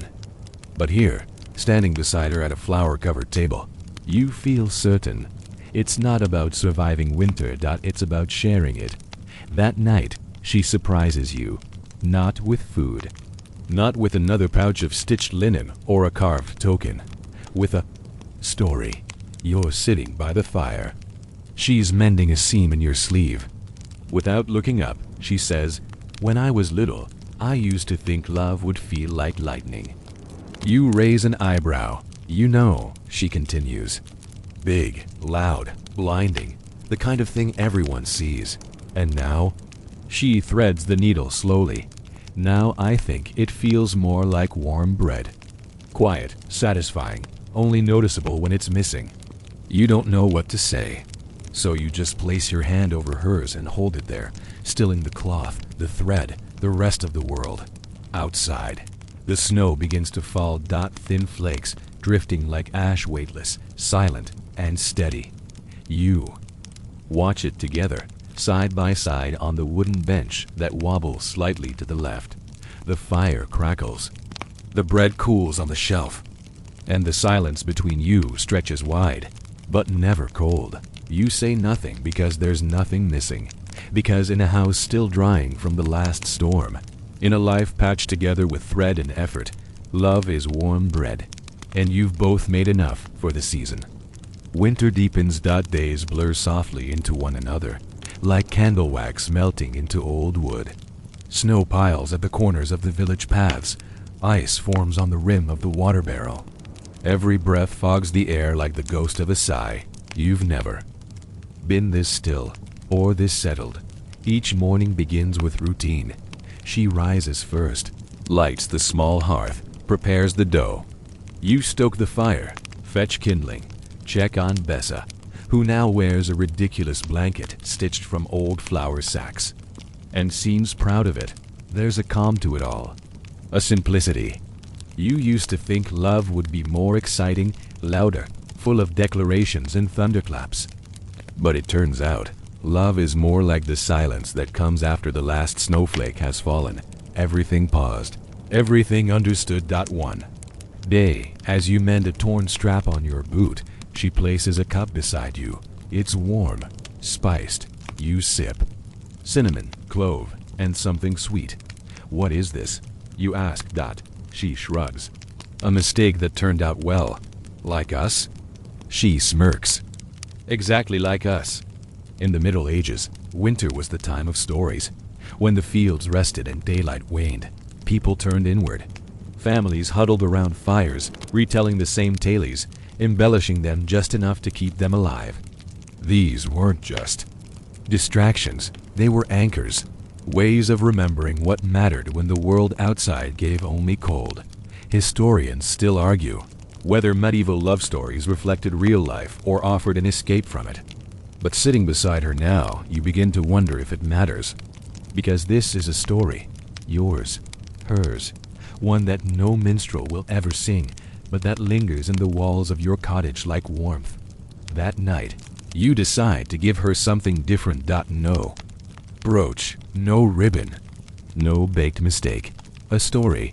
You carve it onto wood slowly, clumsily, a piece of birch bark smoothed and flattened. You etch the outlines of your life together. The crooked cart, the too small cottage, the cow with judgmental eyes, her bakery, the ribbon, the storm, the yew tree. She finds it the next morning beside the bread. She runs her fingers across the carving, eyes quiet. Then she holds it to her chest. I've never seen us like this, she says. You nod. It's not perfect. No, she agrees. It's better. She adds it to the shelf beside the acorn heart and the thread pouch. Your little archive of love. No locks, no glass, no labels. Just things that mattered. Later, you sit together by the window and watch the snow fall again. You don't say anything. Neither does she, because the story is still being written, and for now, silence says enough. The snow finally stops. Not all at once, just a subtle slowing, like a long exhale at the end of a song. The village breathes again. Icicles drip, roofs creak. Somewhere, a chicken lets out a defiant squawk like it survived something epic. You and she stand outside the cottage, boots deep in slush, shoulders brushing. It's the first time in weeks you can feel the sun, even if it's only a pale, watery presence above the trees. She stretches her arms over her head. I forgot what the sky looked like. You nod. I forgot what my fingers looked like. Still attached? Barely. She laughs and tugs your sleeve. Let's go check the orchard. The orchard is skeletal in winter branches like ink sketches against the clouds, bark pale and brittle, the last shriveled apples clinging like stubborn memories. But you walk it anyway, boots crunching, hand in hers, heart's light dot at the base of your old meeting tree, the one where you first shared apples and awkward promises. You pause. She kneels and brushes aside snow, revealing the stump. Still. Here, you sound surprised. Honestly, I thought the goats would have eaten it by now. She sits. You sit beside her. There's something reverent about this moment, like returning to the first page of a well-worn storybook. You remember that night, the weight of uncertainty, the thrill of maybe, the way her hand brushed yours and made your breath catch. Now, her hand finds yours without hesitation. You don't need to speak, but you do. I didn't know it would feel like this. Like what? Like peace, with bad knees. She leans her head on your shoulder. You're old now. Tragically. You both laugh, softly. The orchard holds your echoes like it's been waiting. In medieval culture, it was rare to mark anniversaries in the way we do now. Time was tracked in harvests, in winters survived, in children born. But people did remember. Places, sacred trees, shared fields, riverbanks where something once happened. You and she have this stump, and what it carries. You reach into your pocket and pull out something wrapped in cloth. She eyes it suspiciously. If it's another carved spoon, she warns. So help me. You open it. A piece of bread. A sliver of cheese. 2 slices of dried apple. A picnic. Her eyes soften. She takes a bite. You remembered. It's not festival food. No, she says, smiling. It's better. It's ours. You share the meal slowly, chewing, swapping stories, watching clouds drift like forgotten thoughts across the sky. And for a moment, you forget the long winter, the leaky roof, the chores waiting at home, because this right here is what you built, No one taught you how to love in a world this quiet. You had to learn it slowly, through missteps, flour dust, livestock negotiations, and storm buckets, through shared stew and straw rings, through choice after choice, day after day, and sitting here with her now, your boots soggy and your heart full, you realize you would choose it again. Every awkward word, every muddy road, every slow, fumbling step. She leans closer, brushing your cheek with hers. You know what I want next? What? A roof that doesn't leak. You grin. That's very romantic. It is when you're the one sleeping. Under it, the wind picks up, gentle but firm, carrying away your laughter through the orchard. Trees. Spring isn't here yet, but something is thawing, and you're both still choosing. The days grow longer, barely at first, just a few extra breaths of light at the edges of morning and evening, but it's enough. Enough to coax green from the ground, to send birds back into the trees, to make the village stir with something close to hope. You and she begin to shed layers. She trades her thick wool shawl for one made of lighter weave. You retire the socks with more holes than purpose. Even Bessa looks slightly less resentful of existing. There's work to do. Always. The fence needs mending. The path is muddy again. The cart, bless its wobbly soul, has begun listing to the left more dramatically than usual. You talk about replacing the axle. You don't do it yet. But talking counts. She plants herbs in a cracked pot by the window. Mint. Thyme. A single, stubborn sprig of something no one can identify, but smells like old dreams. In the evenings, you sit on the steps of the cottage, legs stretched, watching the smoke rise in soft ribbons. You don't say much. You don't have to. In medieval life, spring marked not just a change in weather, but a reset in rhythm. Fields were prepared, animals bred, seeds sown. And for couples, especially new ones, it was often the time to truly begin building. Not just living in the same space, but creating a future. Historians still argue how deliberate these transitions were, whether they were felt emotionally or simply followed by necessity. But you know this much. Something is different now. Not bigger. Just deeper. One morning, she wakes you early, before the lights even stretched across the floorboards. Come, she says, grabbing your hand. You follow her, half-dressed and confused, all the way to the edge of the woods. And there it is, a tree, one you've passed 100 times without noticing. But today, it's in bloom. Tiny white flowers, clinging to bare branches, trembling in the soft wind like they've just remembered. They're alive. She touches a branch, gently. First one this year. You stare, not just at the tree, but at her. And something inside you swells. Not passion, not fire.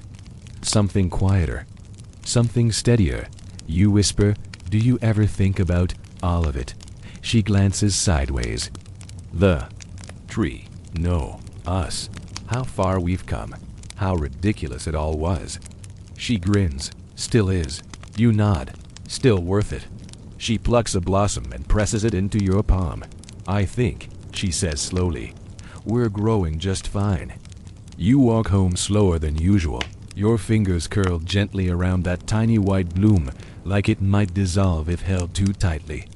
That afternoon, you carve a small piece of wood into a flat disc.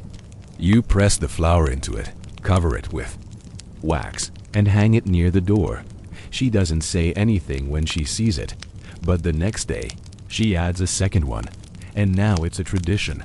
You start collecting tokens, not grand ones, but real ones. A stone from your first festival. A thread from the curtain you hung crooked. A burnt crust from the stew that wasn't stew. They hang on the wall in uneven rows, each one a memory disguised as clutter. Sometimes visitors ask what they are. You shrug. Nothing much. She shrugs too. Just our life. The smell of spring is unmistakable wet soil, crushed leaves, wood smoke fading into green.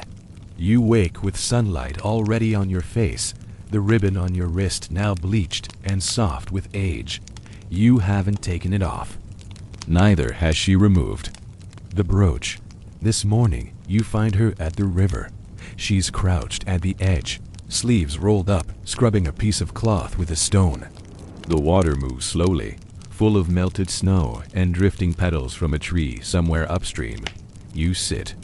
Beside her, she doesn't look up, just says. You snore louder when it's warm. You grin. It's my lungs celebrating survival. She rinses the cloth. We should have a feast. Because I snore? No, because we're here. Still, you pause. She's right. Not many couples survive their first year with love. Intact and the roof only mostly broken. Who do we invite? You ask. Everyone or no one. Doesn't matter. You pluck a pebble from the riverbed. Smooth. Cold. Maybe just us. That afternoon, you build a fire pit behind the cottage. She bakes flatbread with herbs and brings out cheese and a jar of jam someone traded her for a week's worth of buns. You sit in the grass, eating with your hands, laughing when the cheese melts in strange ways. You don't call it a celebration, but it is not in medieval life. Joy wasn't scheduled, it was seized. Between planting and harvest, storms and sickness, joy appeared in the form of hot bread, songs sung badly, stolen naps, or laughter beside someone who knew you too well. Historians still argue how peasants marked anniversaries, if at all. But scraps of poetry and diary fragments speak of remembrances little rituals couples made to ground themselves. A favorite tree, a meal, a line of song sung only for each other. You create your own ritual. Once a week, you take a walk to the far side of the orchard. It's not special land, just rocks, some wild onions, a crooked fence. But it's yours. You bring bread or nothing. Sometimes you talk. Sometimes you don't, but always you sit together. Today, she brings a folded piece of parchment. Unusual. Paper is rare, and parchment more so. You raise an eyebrow. Planning my funeral? Worse, she says. A list.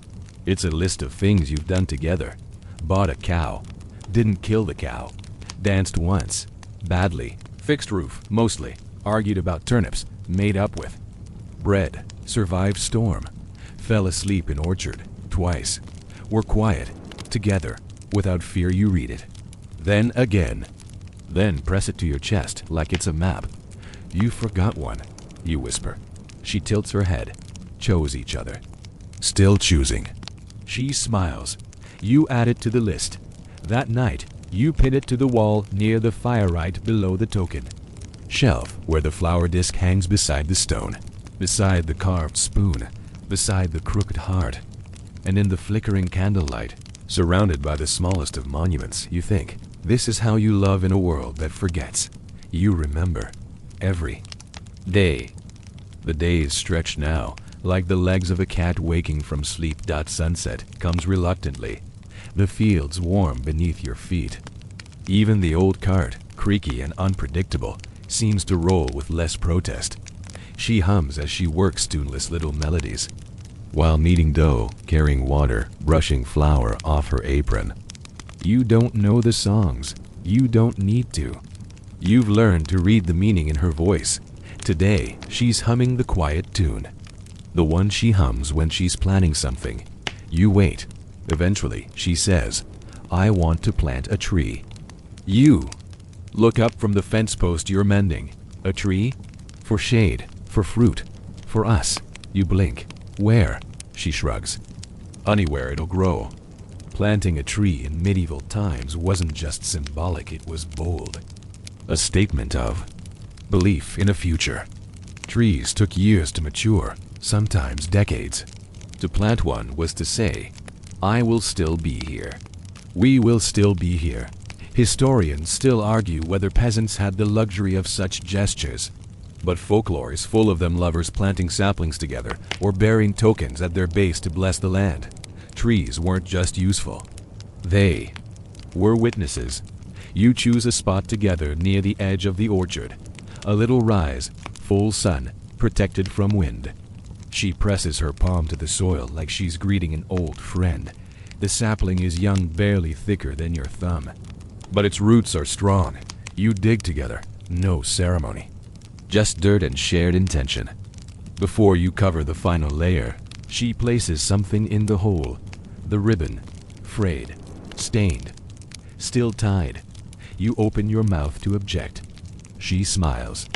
I'll make a new one. You cover it gently. The soil is soft, damp, full of memory.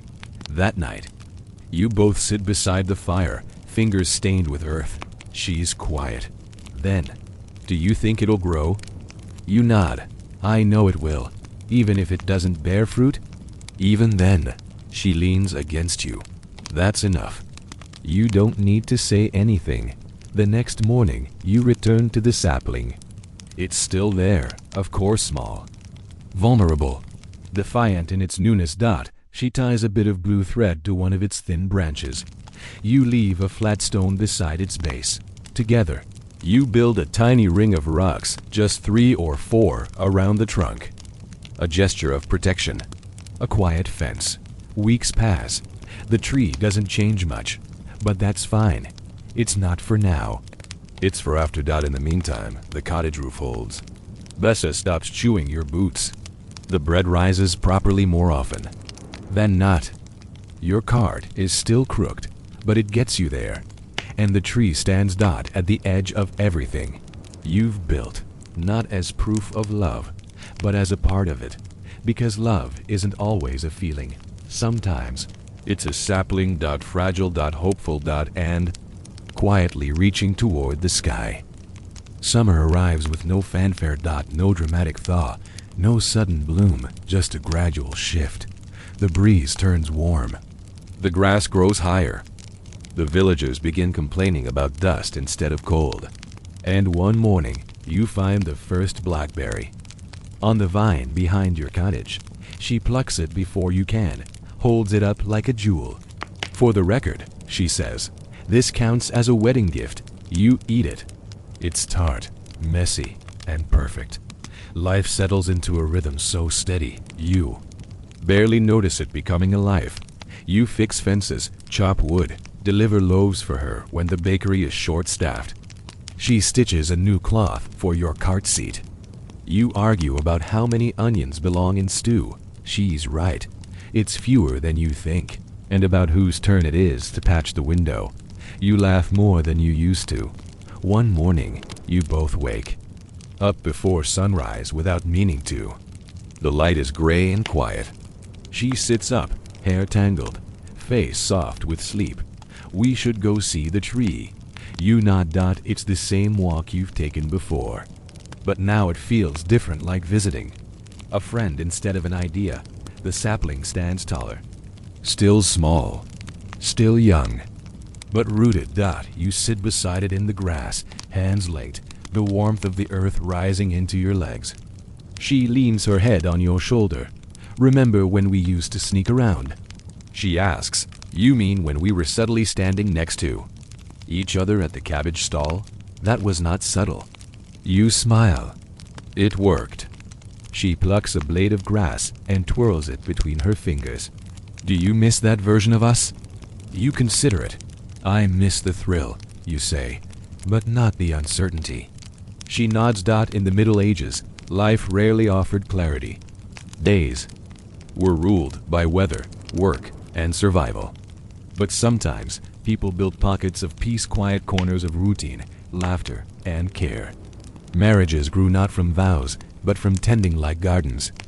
Or trees. Historians still search for records of long love beyond the poems, beyond the myths. What they find, mostly, are traces. Shared tools, joint names on debts, Mended linens with 2 sets of stitching. You and she are stitching your life the same way. Together, imperfectly. That evening, she brings home something unexpected. A hen. It's loud, fluffy, deeply suspicious of everyone. I bartered for it, she says. It lays eggs when it feels like it. You builded a small shelter beside Bessa's pen. The cow seems unimpressed. The hen looks at you like she knows your secrets. Still, it's something new. You name her Clover. That night, over fire-warmed stew and a crusty loaf with too much salt, she asks, what happens when the tree's grown? You think, when it's tall enough to shade us. You say, we build a bench underneath. She smiles. Then what? Then we wait until someone comes asking what that bench is for. And we say, this is where we sat while we made everything else. The room quiets. Outside, the wind moves through the orchard, soft and steady. And you realize you've stopped waiting for love to feel like something. Because now, love is something. It's in the bench, not yet built. In the stew you accidentally oversalted. In the hen that may never lay. And in the hand you'll still be holding when the tree finally blooms. The year circles back to itself. You don't notice it all at once. It's in small things, the first leaf curling yellow at the edge, the change in the wind, the way the sunlight leans a little lower in the sky by mid-afternoon. You stand outside the cottage, watching shadows shift across the grass. The cart, still stubbornly crooked, sits under its usual tarp. Bessa naps. Clover stalks bugs with an expression of divine purpose. And behind the cottage, the sapling your tree has doubled. In height since spring. It's still no giant. But it casts a shadow now. She joins you with a basket on her hip, wiping her hands on her apron. Her hair is tied back, loose strands escaping like they always do. Feels familiar, she says. You nod. We've lived this before. She looks toward the tree. Except now we have a bench. You grin, almost. You finish it together that afternoon. Just a simple plank seat, lashed to 2 stumps, the wood rubbed smooth with wax and effort. No carving, no dedication. Just function, comfort, and enough room for 2. You sit. The breeze moves gently through the leaves above, scattering light. Like soft applause, her hand rests over yours. Your boots touch. No words for a while. Only breathing. Only the quiet sounds of a life lived. In the Middle Ages, not many things lasted. Roofs caved. Animals got sick. People came and went. But sometimes when the seasons were kind, and the work was shared, things endured. A home, a name, a tree. Historians may never write about you. No songs will mention your cart or the way you once carried her bread through the rain with both hands. Like it was treasure. But you'll remember. You'll remember how it all began with flour on her cheek, and a carved spoon, and a glance across a cabbage stall. And now here you are, still choosing, still laughing, still. Here, she leans her head against your shoulder. Do you want to go inside? Soon. You both stay, letting the dusk settle over you like a second blanket. The ribbon's gone now, buried with the roots. The brooch, still pinned. You close your eyes. There is no grand ending. No bell to mark this chapter complete. Just the slow hush of the orchard, the steadiness of her breath beside yours, the quiet joy of having walked through every awkward step of love and landed in the softness of home. So here you are, wrapped in silence, just like the night that first brought you to her. The storms came and passed. The roof leaked, then held. And in the stillness after all of it, you found something rare, something soft and sturdy and quietly enduring. This wasn't the love they wrote poems about. It didn't arrive with fanfare. It didn't sweep you off your feet. It let you stumble. Let you fumble your way through half-finished sentences and crooked gifts and flower-covered mornings. It let you grow. Love like this isn't loud. It doesn't demand. It waits. It walks beside you. It holds the bucket while you fix the roof. It laughs when you name the pig after your neighbor. It sits on a bench under a sapling and calls that a future dot, and as you breathe in this last moment's soft air, faint wood smoke, the whisper of leaves overhead, let it settle. Let it remind you that not all love is fire. Some love is bread. Some love is mud. And some love is choosing the same person again and again. Across every season of the soul, let your mind drift. Now, let your body rest. You've built something beautiful, quiet, steady, enough. Sleep well.